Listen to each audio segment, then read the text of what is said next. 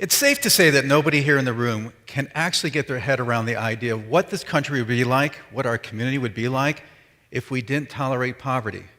We have normalized poverty for so long that it just feels normal. And the response I get from communities all over the country is, well, the poor will always be with us, so what can we do? Well, let me give you some ideas, because I believe that we are in a position in this country now, we know what to do, we know how to do it, it's really just a matter of doing it. A lot of people say, hey, Scott, you're from the burbs. Why do you care about poverty? You're a white guy. It's true. I've had every benefit just laid out to me by being white, being a male, and being from the suburbs. I got two parents who were professionals, went to college. I was literally born on third base of life. And yeah, at times it feels like I hit a triple, but the truth is, born right on third base. Huge advantages. It's the problem with a lot of our policy thinking, right? We think, oh boy, I got the third base by hitting a triple. But the truth is, the biggest determinant about your situation with money is where you were, the family you were born into. That's the biggest determinant. So I was raised in the suburbs of Rochester, New York. I went to become an architect. I didn't like that. I went into business, and I went straight into a career of social work, like most people do. And how that happened was, a friend of mine, during my disillusionment phase of architecture, said, hey, why don't you get your mind off of your mind and go volunteer down at the homeless shelter? And I had to tell him, what's a homeless shelter? I didn't even know. I'm raised in the suburbs. I have no experience of poverty. I went down a few miles from my home, and there were people in destitution, not able to put it together for a meal in a day. This was such a wake-up call for me. I thought, why is this happening? I mean, from the burbs, my mentality is there's always enough money to do what you need to do. Well, this career of mine has been lonely in a way because it's been viewed as a humanitarian effort. Deal with poverty, let the nonprofits handle it. There's not any particular economic reason to do this, but it's good to be doing it. I remember once hearing that I was being described as, well, he's still in social work, but he loves it. And the truth of it is, it wasn't very cool to be in this field dealing with poverty. But now something's happened. 78 million baby boomers want to get out of the workforce over the next 20 years. This is going to get interesting. Let me show you. This group, Economic Policy Center, thinks that there's going to be 24% vacancy rates in new jobs for the next many, many years because of this phenomenon. The year that I was born, isn't that a fabulous photograph? The year I was born, 1957, was the biggest year of making babies in the baby boomer era. And since then, the baby boomers have now become the first generation to not replace themselves. 1.7 kids. So this has created an interesting dynamic. So you can see that the birth rate dropped pretty dramatically. And what that means for communities is this. On the left-hand side is a normal community with half the people who are too old or too young to work, and the other half making the money to keep all this going, and a small, unqualified workforce that for some reason can't participate fully in the workforce. This was actually the way most of our communities have been for the last 50 years. It's completely sustainable. It's got us to where we are today. However, as the baby boomers become too old to work or don't want to work and enter into this dependency portion of the pie, it's getting bigger. The workforce is getting more complicated.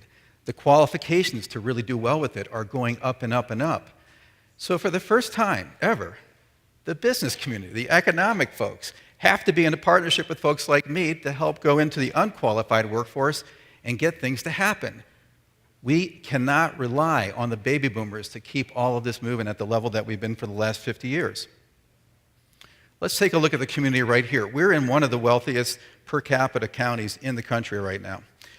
And yet, we're allowing almost 3,000 kids to be raised in extreme poverty. This is $10,000 or less for a family of three. So think for a moment what that's like living in that condition.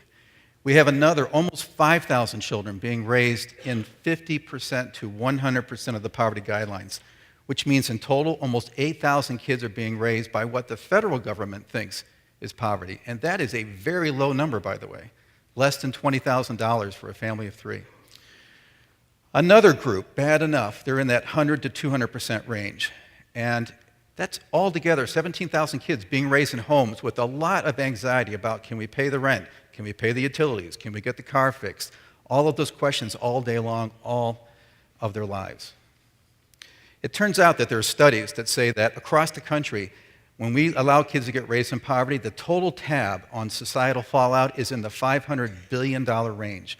So if you take the percent of kids in poverty here, divide it into that larger number, we can estimate that we're spending about $333 million a year in this county on the fallout of raising children in poverty. So let's get on with the idea of ending poverty. It doesn't need to be this way anymore. We can make these changes. We're doing this all over the country. We're getting the ball rolling. We'd love to see more activity in this part of the world. And there are some steps we can take. First of all, we have to build a community. People need to feel safe. They need to feel like I can come to a place every week and talk about what it's going to take to make it out of poverty. What are my next step, my next step, my next? Here we have a picture of people who are in Oklahoma who meet every week. People with low income, middle income, upper income, all talking with each other, trying to figure out the problems of life that would advance people out of poverty. The second thing is people need plans. If you don't have a plan, where are you heading? And we got to talk about money. Can you imagine that we don't teach people about money in this country? It's like, hey, we're going to live in the ocean, but there's no swimming lessons available. Seriously? We have to talk about money. We need to get kids really prepared for living in a world that's got a lot of things going on about money. So here people are talking about, for the first time in their lives, most of them, how much do I need to make every month to be okay?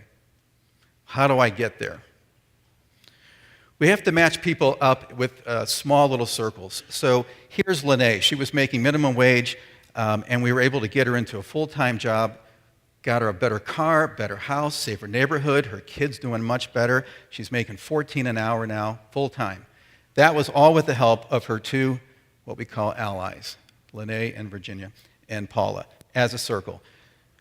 We give everyone a lot of appreciation. If you create a culture of appreciation, major things can happen. How many people feel like got enough appreciation this week? That's right, we all have ADD. We all have appreciation deficit disorder. And you have to load it up on people.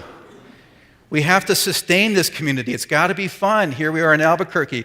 All of our folks are getting free tickets from the utility company for a baseball game, and it keeps it fun, it keeps it interesting. We have to focus on both generations. This kid is going to be our meal ticket when we're in Social Security land. This kid has to do well. Besides the fact that she's cute, she needs to do well. We have to take the big view. So everything that's in the way of getting people from $5,000 a year up to $40,000 a year of income, we have got to get rid of the problems that they will run into that are policy-based. So here's Lene talking to the press about that very thing. So I really want to invite you to give your brain a break. The best way to do that is exercising and helping other people. So I suggest everybody run to the nearest opportunity to help a family out of poverty. Thank you.